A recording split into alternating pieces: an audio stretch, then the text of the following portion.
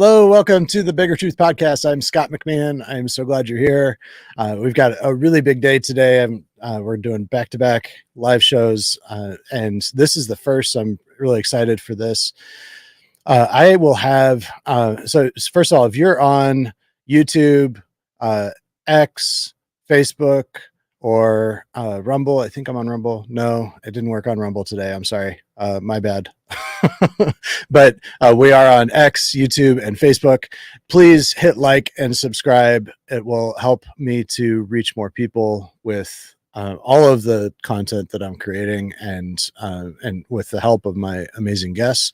So today I'm going to go ahead and bring Steve on. Today I've got Steve McEwen. He is the chairman of Santa Cruz County in Arizona. Santa Cruz County is the smallest county in Arizona, and it's at the right in the middle of it is Nogales. And so this is a border county, and it's also historically a very deep blue county. And so I'm going to let you kind of tell your story. But first of all, how you got to Arizona and when you got to Arizona, and why you got involved in the party, and what the party was like when you got involved. So I'll kind of let you just get right into it. Okay. Actually, that's kind of a ironic story. We came to Arizona because we learned that it was a red state. We came from Montana, and we made 4 trips down here and spent a couple of weeks each time we came down here looking for a place to live. And by, I think, luck, we ended up in Rio Rico. We lived in the mountains in Montana, and I didn't want to live on the flat desert. And we ended up in the hill country here in Santa Cruz County at Rio Rico, north of Nogales. After we got moved in and people got to know us here, I live in a Latino neighborhood. They would come to my wife and I, we're both law enforcement background, and ask if we would go with them to court and go with them to city meetings and go with them to the county meetings and kind of be their support on how the procedures work, because they had really no idea of what was going on. So we went in there, we did that as a favor for them. And this is not pointing any fingers at anybody, but we came back about 6 months later and said, my God, the government in this county rules, they don't represent. And that disturbed us. And we made a conscious decision to get involved. And so the first thing we wanted to do was get involved with the Republican Party. And when we attempted to do that, the chairman of the party at that time publicly made a statement that I did not have the moral aptitude to be a PC in Santa Cruz County. This guy didn't even know me. I just moved here. It was just ridiculous, absolutely ridiculous. But what I found out after him making these statements was that he had been the chairman for, I think, at least a decade. And he had 6 people as PCs, his wife and his neighbors and his friends. So basically what he did is he had set up a little cabal and had got reelected term after term after term. So we found out we weren't going to get in. So the next thing we did to get involved in trying to make America a better place to be, America great again, is we got involved in the Convention of States Article 5 program, where I learned a great deal from the president of that organization, Mark McEwen. And I think one of the most important things that I learned from that organization was a leadership style called servant leadership. And as I grew up, obviously I'm not a young man. I'd worked for many, many people. I've never seen a management style like this ever in my life. And I went, wow, this is neat. This is different. It really worked well for volunteers. And my wife and I came up in the organization. I was a legislative liaison before I resigned, and she still today grassroots coordinator and arguably the state director of that program. And I think that the reason I'm bringing this up is because I think leadership is something that the AZ GOP may really improve, has an opportunity to improve on.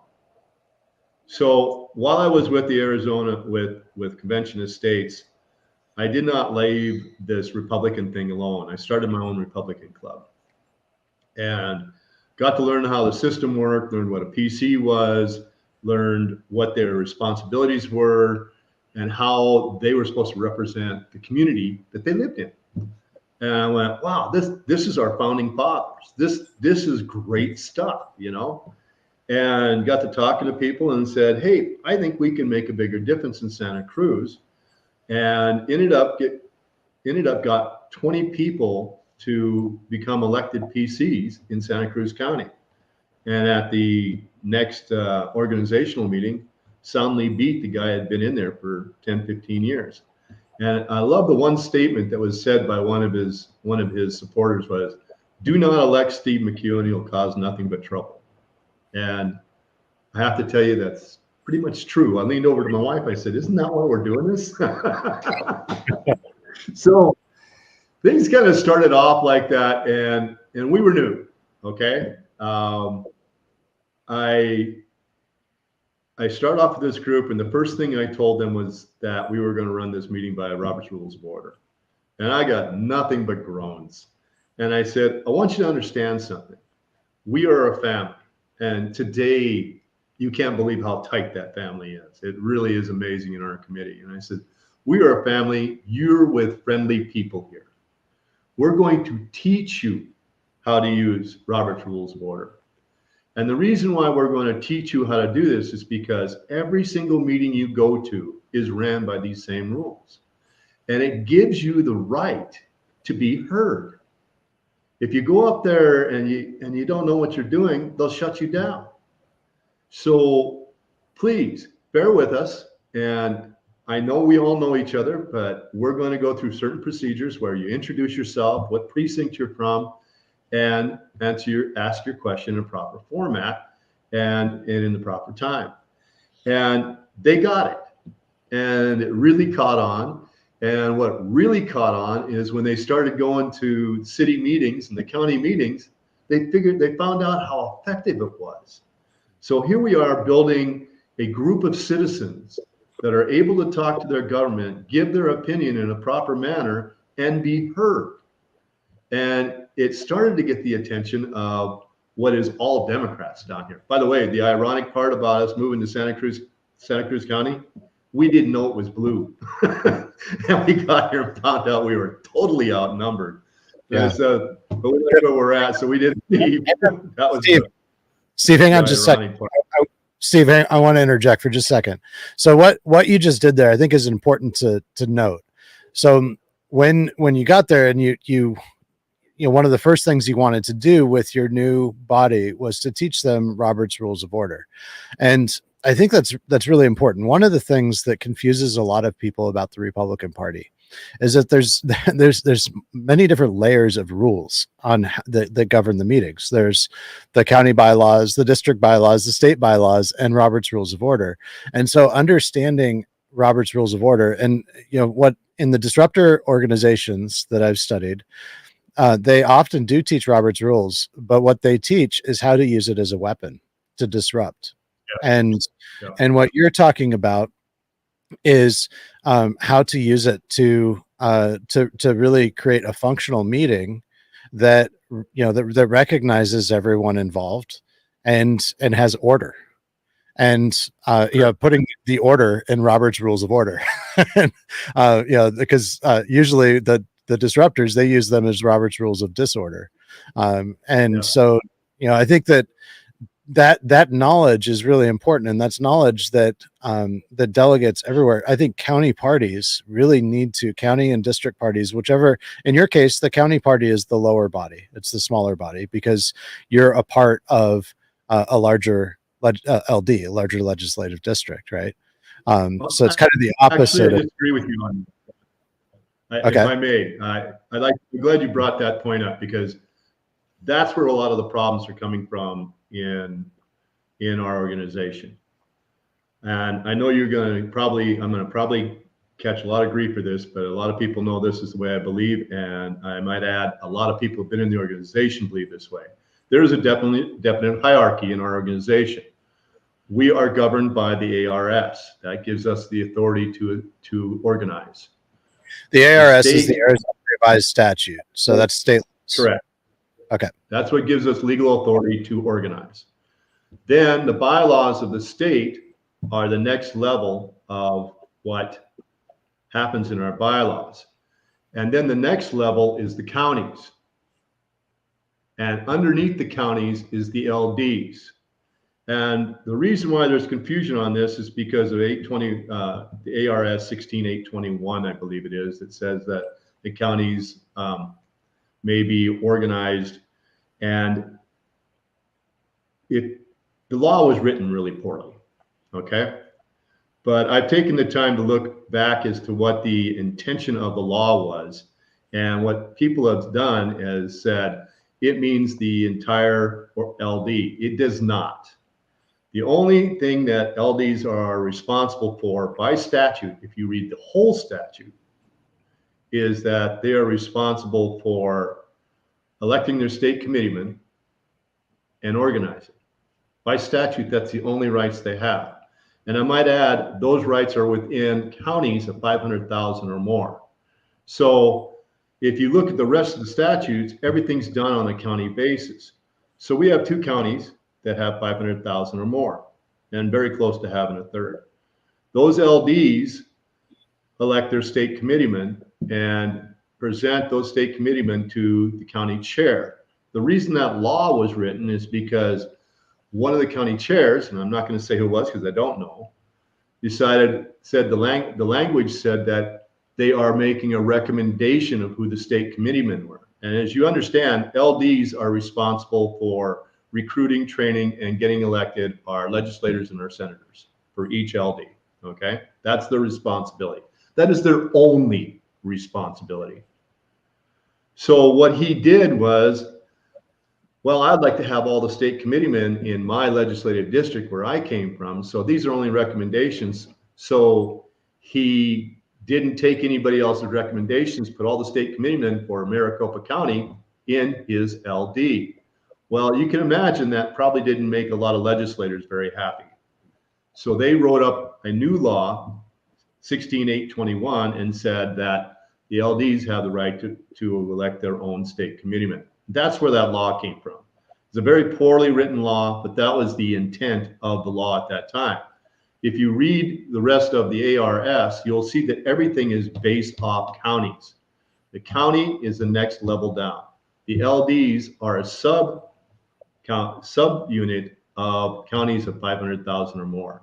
Now, it also states that they may organize the whole LD, and they may. And this language of whether or not they have it, the state has any control over them or the county has any control over them, goes on and on, back and forth. If you organize the entire LD, you may do that, but it is in fact sovereign, but it's a club, and it has no bearing on the AZ GOP because it's a unit that's outside of the actual structure of the AZ GOP. And a lot of what all this bickering you're hearing about and things that you're investigating, that's where this is coming from. Now, Maricopa's LDs are inside of Maricopa County, but the LDs in Maricopa County actually answer to the chairman. They go to his board as an advisory, okay? Now, we can sit and talk about this all day long, and it could be argued by 100 people that I'm all wet. But I'm going to prove it. I'm going to prove it. In the next reorganization, I'm going to prove it. And you'll just have to wait and see what I do with that. So that's not where I hope the vision would go. But I'm going to prove it. And they're going to see why their thought process is in error. So okay, that's going to well, that's quite a teaser and a cliffhanger there. But I'll let you have it.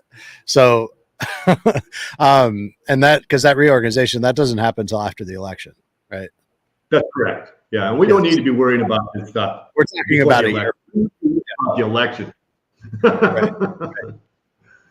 So, so back to the that election, and that's coming up, and we've got several other things that I want to ask you about. So one is what the title of the show I says good news from Nogales. So let's start there. Give us some good news, because you told me, and we've talked about that you've got there's a lot of good things that have been happening there in Santa Cruz. Yes, there has. The way we got started tripled the size of the PCs. Now, I know that the actual numbers don't sound like much, but if you put them in percentages, they're just absolutely huge. And people talk percentages. We increased PC allotment in Santa Cruz County over 300% the first time I became chairman. We have increased it from there another 30%.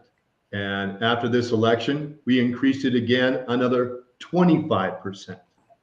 So our organization continues to grow. And I see Santa Cruz County, after we start putting in appointed PCs, quite possibly filling every allotment that we have. Now, I want you to know that there isn't even 10% of the PCs filled on the Democrat side in Santa Cruz County. And I think that's significant, although people would argue that they do politics different because they're running it by PACs and outside money, and all that's true.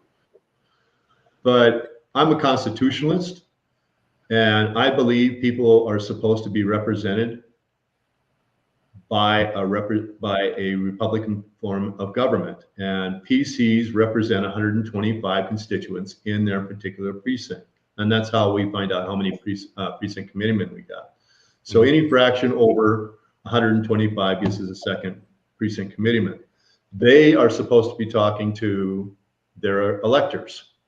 And for those who don't know what an elector is, that's a person that's registered in your party. They're supposed to get what they think the issues are, who they support for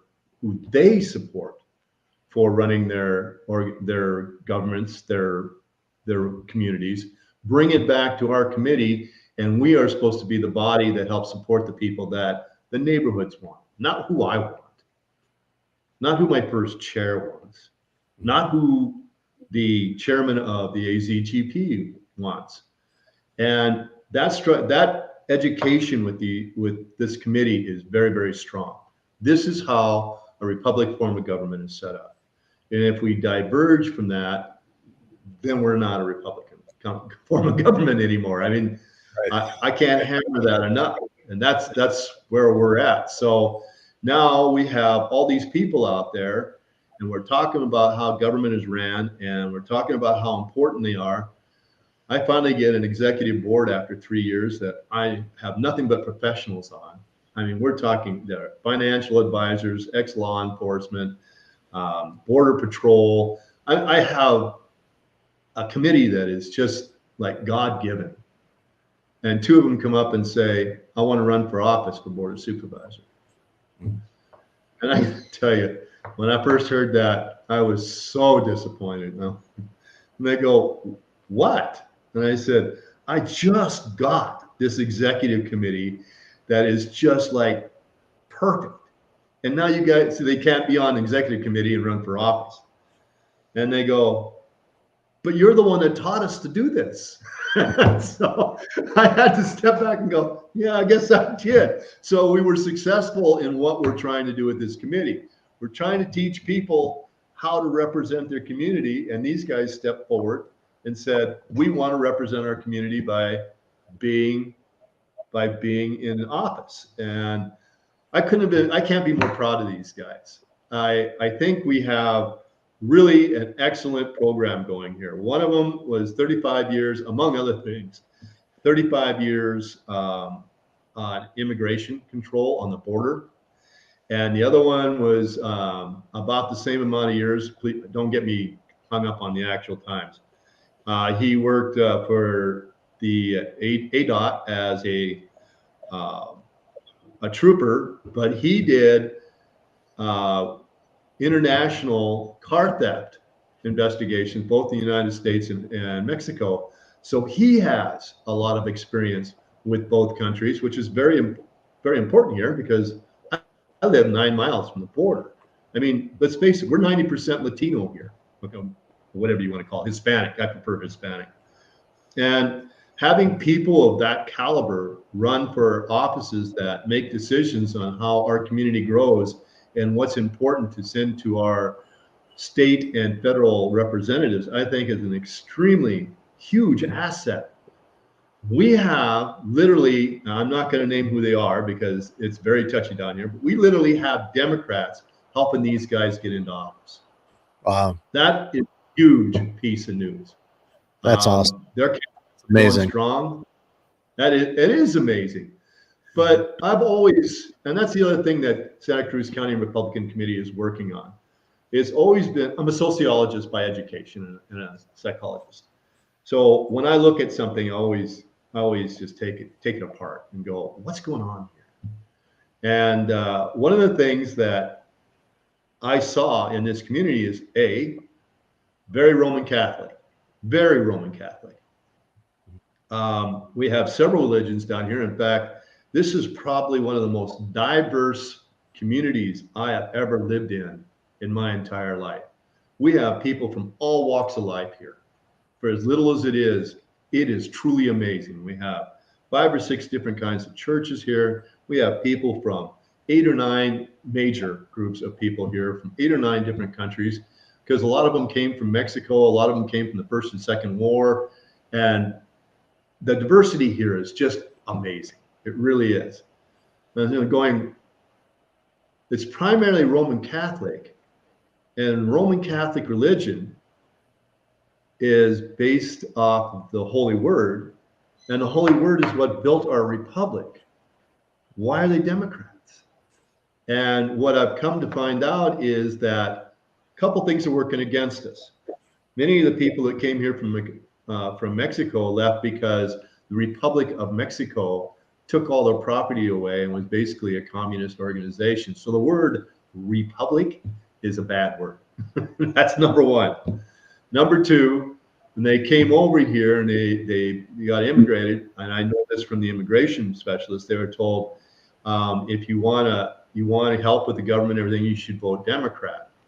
But what they don't understand is that the Democrat Party does not represent their values. So one of the bigger programs we have is from the Patriot Academy called Biblical Citizenship, and it's nonpartisan. And we're getting it into the churches here, and we're teaching people how the Constitution and our forefathers built this country. And we're literally having people coming over and saying, I want to change my status to Republican. And I don't have the numbers. Go ahead. Yeah, just that they want to change the party affiliation, their registration. That's correct. Wow. I don't have the numbers, but it's growing every single week. It really is amazing. I think one of the biggest issues we have for this election in Santa Cruz is that we have one precinct in a small little county like this. We have one precinct where 1,200 Republicans didn't vote in 2020. If I could get a third of those people to vote, my candidates for Board of Supervisors will win. The elections are won here by 200-300 votes. That's all they're won by. So I think we have a lot of great things going on here. And by the way, we have Chase the Ballot going on here. So that's another one of our big programs that we got going on down here. Great. So those are just some of the things we're doing.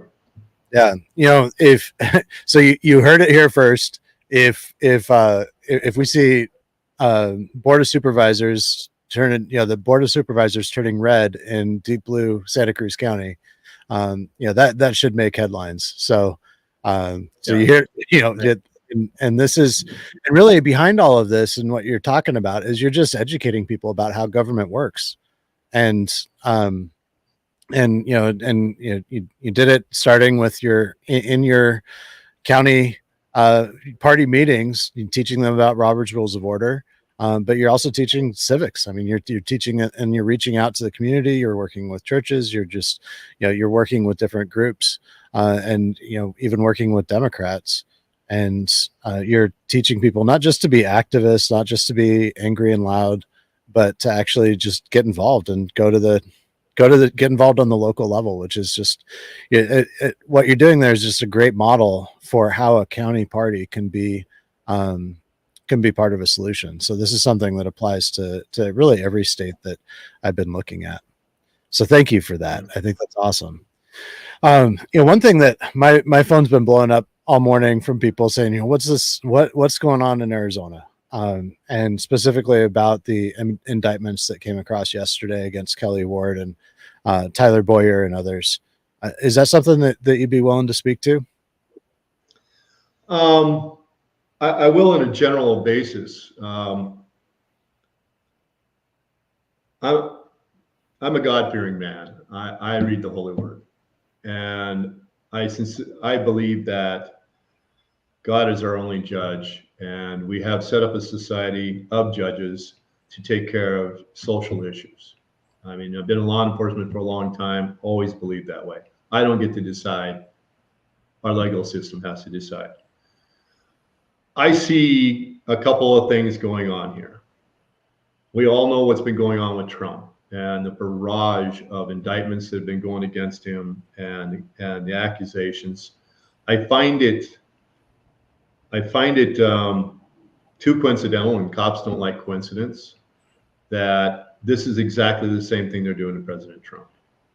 And in fact, our Attorney General has a history of, ever since she got into office, of attacking just about any Republican organization she can find.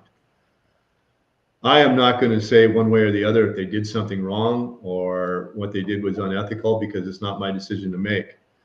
I think we need to leave this to their peers when it comes to this election. I find it also coincidental that this was dropped 4 days before our state convention. That's why the credibility on this is just totally out the window with me. And I saw her statement. It was so politicized. I can't believe that either. I mean, she's here to enforce the law, and that's true, but whatever. I'm not going to go there. But things are going to be left the way things are, I believe. That's the information I've got. I think it's going to be up to the peers that are voting, that are elected delegates. And I think that's the way it should be. This is something that needs to be worked out in court, and we shall see what happens. So, I mean, one comment I read from one of the people that's been indicted was, why would we do it if we thought it was illegal? And I mean, these are people that are representatives of our state government. So there's always two sides to the story. I'm sure Ms. Mays thought she was doing the right thing, but we'll see. I just see too many coincidences between this and what they're doing with President Trump. And for those that don't know it, Arizona is a key state for the presidential election. That's just the way it is. You wouldn't think it would be, but it is. So if they can destroy Arizona, they can destroy the election. So who in fact is interfering with our election process? Right. Exactly. Yeah. It's clearly the Democrats. That here in Michigan, the parallels between Michigan and Arizona are really striking, and that's part of the reason why I'm talking to you and why I've been talking to so many people in Arizona, is because those parallels. And it's the same thing with our executive branch here on the state level in Michigan. We have an equally not just partisan, but extreme far left Marxist attorney general who has been actively persecuting Republicans since she took office in 2018. But it's really been ramping up here the last couple of years. And they also indicted the 16 alternate electors here in Michigan that were alternate electors for Trump, who were they were obeying all the laws, and they were following Democrats' precedents. Even from starting in 1960 in Hawaii, where Democrats sent alternate electors for Kennedy, and so they did the exact same thing. The Democrats did the exact same thing, and in that case, because there was a recount happening and there was a lot of conflict, and initially Kennedy had lost Hawaii, but they sent alternate electors anyways, and then the Secretary of State, they did a recount and they decided that Kennedy had won. They showed that Kennedy had actually won. So, it was good that they sent those electors. And that's exactly what they were trying to do. They were trying to break the law. They were just going in case they wanted to go in case, that something was able to be turned up, or that, something, that they were able to prove the fraud or something. And it was the same thing here.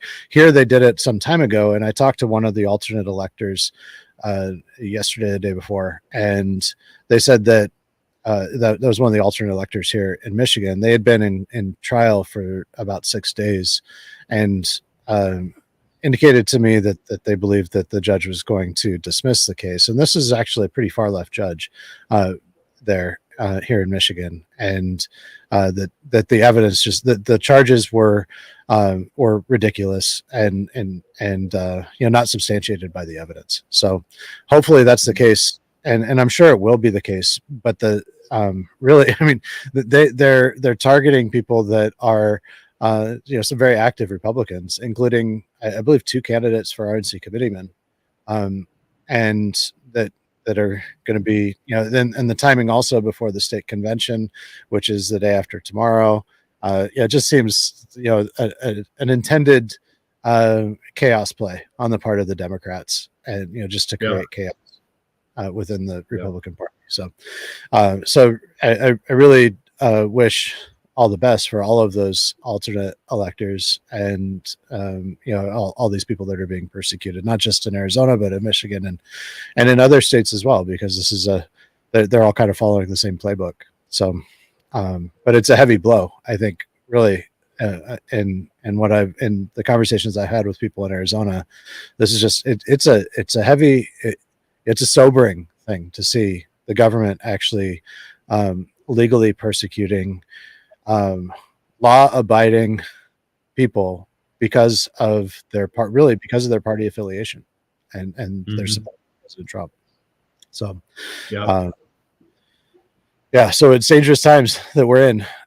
Steve, is there where else how can people get involved, and if this is reaching anyone in your county that is hearing about this and wants to get involved, how can they get in touch with you, and what more and learn more about what you're doing down there? My personal phone number is pretty much publicized everywhere. I don't mind putting that out. It's a Montana prefix because my mom still lives up there, and I've had it for 35 years. It's 406-531-0459. You can also log on to our website. That's scazgop.org. We meet, and this is another thing I think is really important about what we're doing with the community, Scott. Yeah. We meet at the Nuevo Amanecer Church, and you can throw a rock at the fence that's on the border from there. It's on Industrial Way, I think is what it's called. This church has seating for 200 people, full audio, full visual. We do everything by Zoom all across the counties, and they can interact with the crowd and everything. They let us have that, and in fact, donate personally to our organization for free. Wow. There's been all these conversations. Oh, we need an office. We need an office. I call bunk. Get involved with your community. Someone will say, I believe in your cause. I have a facility, and we'll let you use it. And that's exactly what's going on here. I have room for 200 people in this church. They've been talking about where and how they're going to have the Senate debate. I welcome them to come to Nogales. Come and have it down here, right here on the border. We have the news media. We have everything we need to do down here. You don't have to get a great big expensive, and I'm sure we can come up with a negotiation where you get to do it for free. Mm-hmm. This is about making America great, not making a buck. Okay? Yep. I can assure you I'm not making any money off of this. It doesn't cost me money, but this is about being committed to making America a better, safer, and more republic form of government here. And that's what we preach here. Absolutely. Well, I had Sheriff Lamb on yesterday, and we were talking about that very thing. Kari Lake, you need to prove that you actually aren't afraid of debating Sheriff Lamb. Stop hiding behind AZGOP. Steve McEwen right here just now announced that we've got a free forum with media, and the TV will be there absolutely here in at their where they use the building that they use as their headquarters, at the church that they use as their headquarters. So that would be a fantastic event right there at the border. Everything's lined up. I'll let Sheriff Lamb know so he can put that out too. But you have we all we need is Kari Lake to put her big boy pants on and or big girl pants on and show up at the debate. That's all we need. So I agree. You guys can. So we don't need Gina Swoboda or anybody else to give the okay to that or to wait for anything.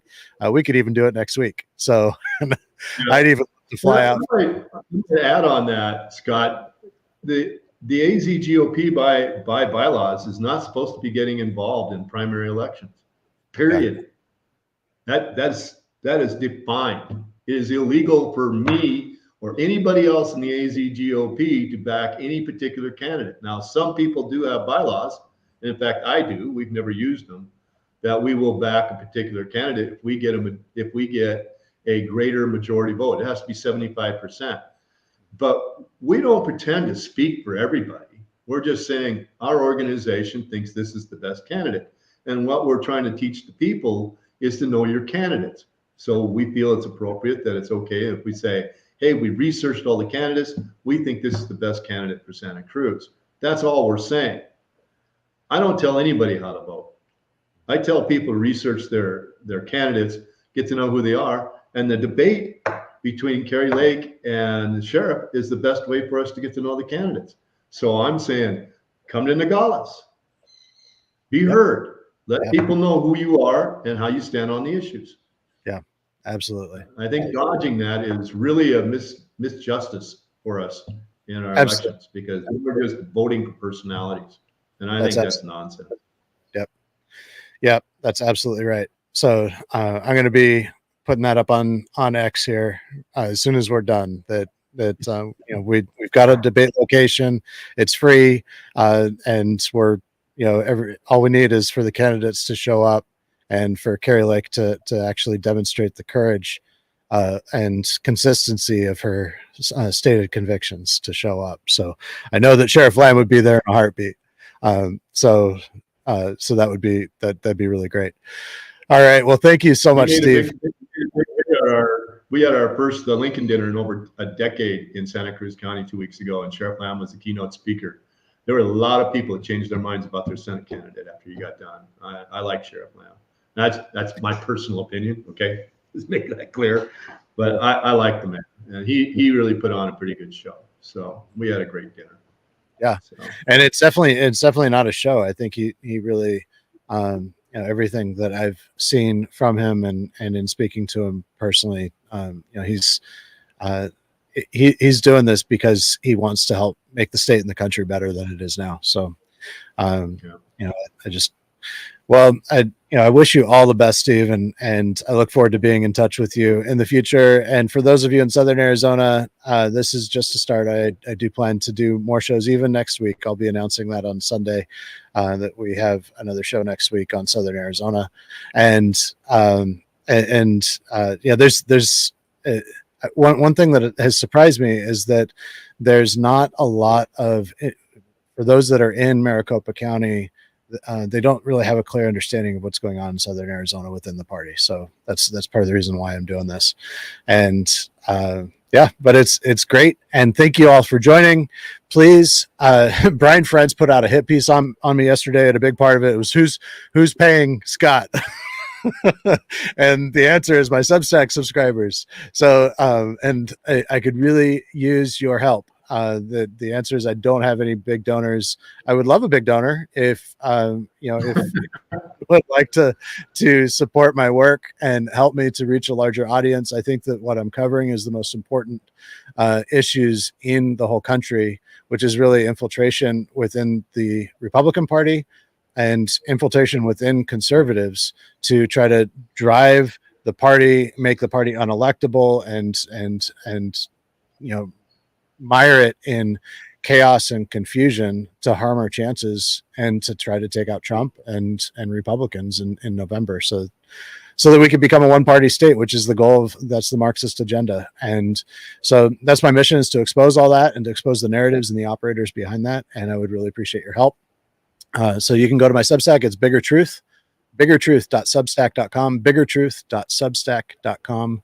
And it's biggertruth.substack.com. Thank you all very much. Steve, thank you so much for joining me. This was a great conversation. And, if you'd like to hear more from Steve, and, he does have certainly more to share. The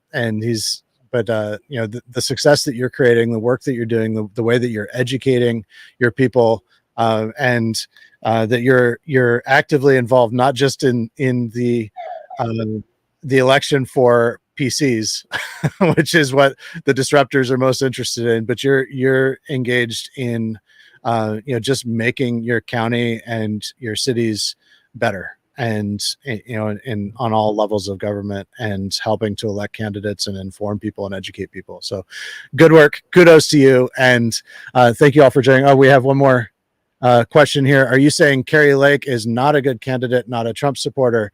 Debbie, thank you for that question. And I have covered quite a bit that within the Republican Party in Arizona. I'm going to go ahead and take a couple minutes for this because I don't want to leave it unanswered.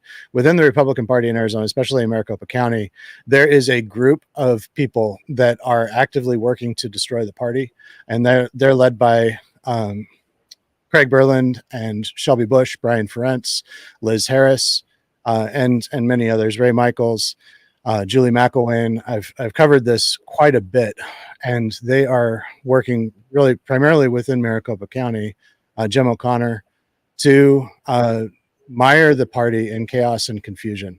And they are there. They were elected because they had one major endorsement in January of 23, and that was Kari Lake. And she has not rescinded that endorsement. And she also is refusing to debate Sheriff Lamb. And so, I've covered this. Actually, a good place to go would be to my interview with Candace Zarni, which was last Friday. And I'll post that in the show notes. And my show notes will be on biggertruth.substack.com. So, I definitely, if you'd like to engage with me, you can also contact me there. I'd be happy to share more of what I've covered. But I wouldn't say that Kari Lake is a bad candidate, but she has been untruthful, certainly about Sheriff Lamb. And I actually just posted that. You'll see that on the Substack as well in the interview with Sheriff Lamb. I don't know, certainly she says she's a Trump supporter, and she, I don't know what her motives really are, and I'm not going to speak to that, but I do believe that Sheriff Lamb is an outstanding candidate, and I think that he is certainly truthful. So from what I've seen, so that's where I'll leave it at that. So with that, thank you all very much. Appreciate you being here. And until next time, Steve, hang on, bear with me for just a moment.